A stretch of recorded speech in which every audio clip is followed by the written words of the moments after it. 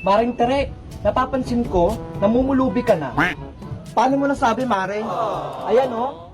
Puro na lang tagpipisong chichirya ng nguya mo. Merienda lang to, ano ka ba? We, ayan na ata pananghalian mo eh. Grabe ka naman sa akin. Naalala ko, may sumbong pala sa akin si Bebang kahapon. Oh, no! Yari? Sundo ko kayo kay Aling Sonia. Hindi kayo nagtitinda ng maayos. Ano naman sumbong niyang batang yan? Dinuga mo daw siya sa binili niyang soft drinks. Pinawasan mo daw. Naku, huwag ka magpapaniwala dyan kay Bebang. Tsaka bakit ka pala walang benta? Hindi man lang umabot ng 100 yung sa lagayan ng pera? Tara na kayo, kung ayaw nyo magtinda, puro kayo panood-nood ng TV. Che, sa kabila ka bumili. Istorbo to. Matuma lang talaga yung tindahan, Mari. Bihira lang yung customer. Sayang lang yung pinangbayad ko sa'yo.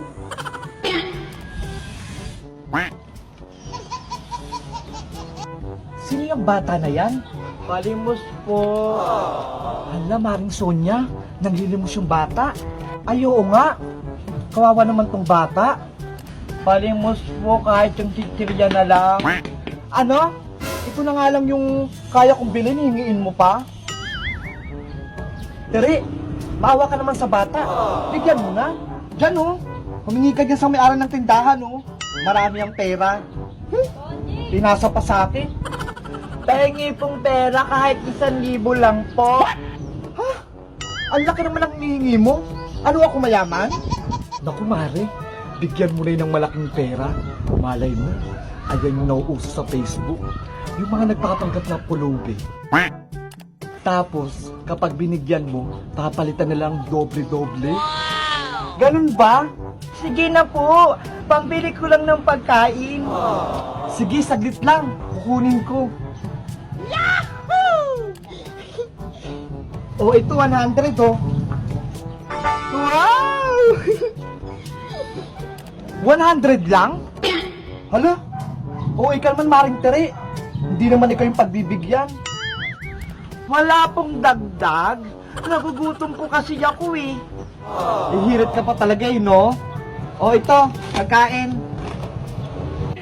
Salamat po. O ayan ha, umuwi ka na. Thank you po.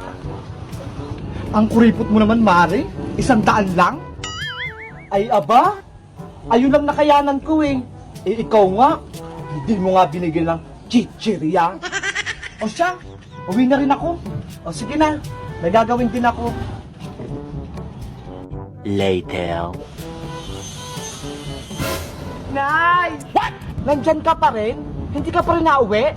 Oh no! Eh kasi, inaantay ko po kayo eh. Bakit ka dito? Pinauwi ako dito ni tatay. May gagawin daw siya sa malayo. Talaga na lang doon na yan? Bibigyan pa ako ng sakit ng ulo? Asan yung perang inabot siya ni Maring Sonia? Ito po oh! Ayan! May 100 na naman ako. Buti na lang hindi ka nakilala ni Maring Sonia.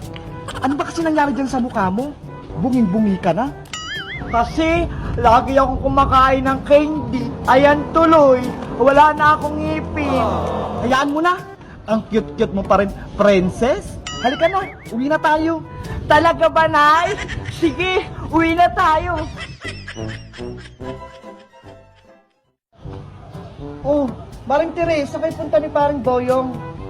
Mare, may isasanla ako sa'yo. Ano ba yung isasanla mo, Mare? Hindi ano, kundi sino. Ha? Oo. Ito. Kung parang boyong mo, sasanla ko muna sa'yo. Ako? Wala nang ginawa yan maghapon, kundi humilata na lang. Malapit lang dumikit yung likod niyan sa higaan.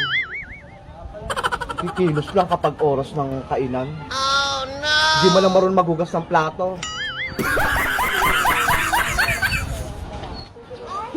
Nakakagigil. Akala mo kung sinong hari. Wala man lang ginawa kundi magpalaki ng bayag.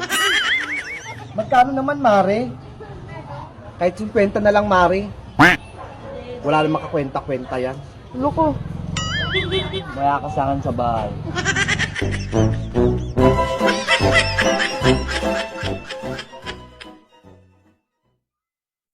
Maring Sonia!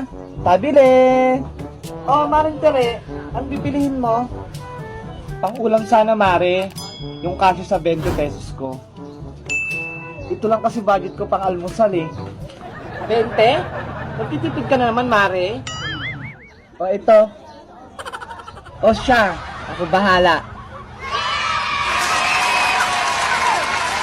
A few inches later. Ito na, Mare. Yung 20 pesos budget meal mo. Ano to, Mare? Pang-insalada yan, Mare. Masarap yan. Sulit na yung 20 mo. 20 pesos na to? Hindi ka na dyan lugi. Kalahating itlog. Tapos alit ng sibuyas. Itong kamatis. Napakaliit. Mas malaki pa yung itlog na kumparin mo dito. Ang baya, Mare? Aba, Mare, 20 lang yung pera mo, umaangal ka pa. Pangmantika nga lang yung 20 mo eh. Ayun na lang ba abutin ng 20 pesos ko? Subukan mo kayang mamalengke, Mare. Para malaman mo kung saan naabot yung 20 pesos mo. Ang mamahal na kaya ng mga bilihin. Diniskartehan na nga lang kita eh. Dito abot sa lamunan ko.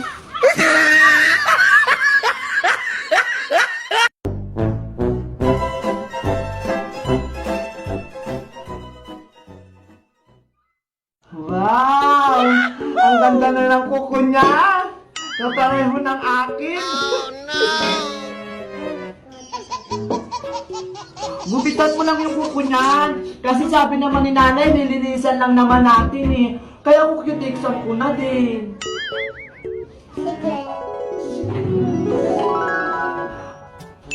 Ay, Bebang! Ano po yun, Nay? Kung may wallet ko sa may kwarto. Ano ba yan? Dapat si Mateo na lang iutusan mo eh. Asanay! Hindi ko makita! Hanapin mo kasi. Buksan mo yung mata mo. Hindi bunga kami maghahanap. Ito na po, Nay! Diyos niyo, Bebang! Kababaeng tao mo! Ang dumi-dumi ng mga kuko mo! Ay! Ang dumi nga! Kunin mo yung cutter, pati yung cutics. Maglinis ka ng kuko mo. Opo! Mateo! Amira! Maglinis tayo ng kuko!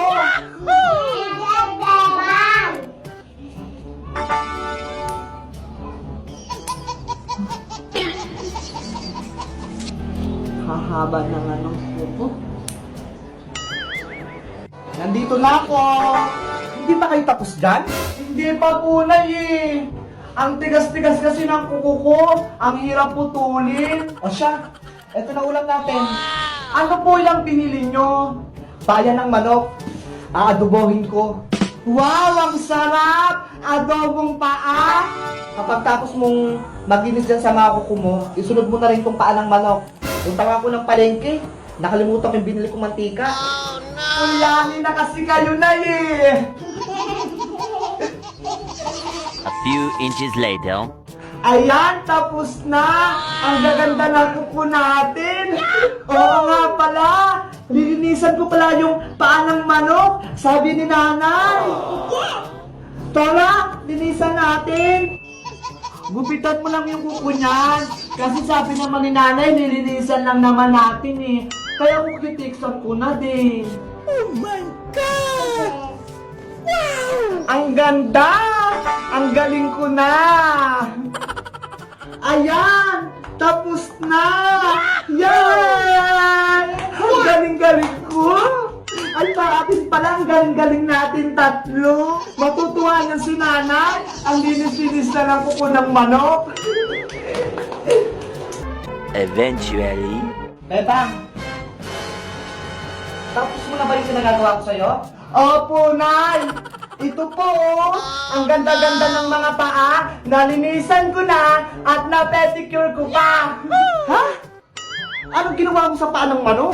Sabi nyo po, isunod kong linisan yung mga paa.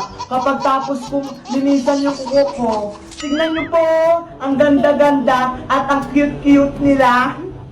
Naku, Bebang, sinanibang ka naman ang utak ng ipis. Paano natin ulamin yan?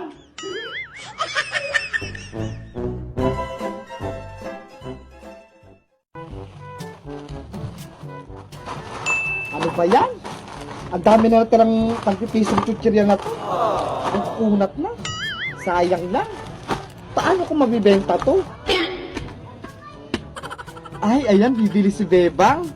Pabili po, Aling Sonia. Bili ka ng mga chichiryang to. Masasarap to. Hindi po yan yung bibilihin ko. Ano palang bibilihin mo? Pabili po ng pansit canton, yung hindi maanghang. Pansit canton? Sige, teka lang, kukunin ko. Oh, eto na, Bebang. Eto po bayad, Aling Sonia, 20. Ay, may naisip ako. Para mabenta ko to, ito na lang gagawin kong panukli ka pala kay Bebang. Oh, no! Oh, eto na sukli mo, Bebang. Hala, bakit ito? Wala na akong barya panukli, kaya ayan na lang. Makunat na to, Aling Sonia eh. Tsaka baka magalit po si nanay. Pwede pa yan, Bebang. Huwag ka na mag-inarte. Ano ba yan? Papagalitan ako ni nanay. Yes! Nabawasan ko yung tagpipichik-chichirya dito. Nay! O, Bebang, asa rin pinagbili ko sa'yo? Ito po, oo. Eh, asan yung sukli? Ito yung binigay ni Aling Sonia. Chichirya. Makunat pa. Ito yung sukli. Wala na daw siyang barya panukli eh. Kaya yun na lang binigay niya sa akin. Mautak talaga yung Sonia na yan. Sabi ko nga po, ayaw nyo yan eh. Bumili ka ulit doon. Anong bibilihin ko, Nay? Bili ka ng 5 pisong paminta. Paminta? Asan yung ipangbabayad ko? O, ito o. Ayan ang pangbayad mo sa kanya. Hala, hindi naman to pwede na eh. Hindi naman to pera eh. Sabihin mo sa kanya, wala akong barya. Saka sa kanya ang galing. Kaya pwede na yan. Sige na nga.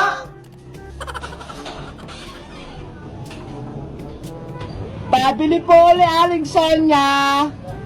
Ano na naman bibilhin mo, Bebang? Paisa-isa ka naman? Pabili po ng 5 pisong paminta. Paminta ba? Durog o buo? Durog po. Tulad ng pagdurog niya sa puso ko. Umuhugot ka pa, Bebang? Eto na yung pamintang durog mo. Salamat po. Asa na yung bayad mo? Eto po, oh. Ano to? Ayan po yung sukli nyo sa akin kanina.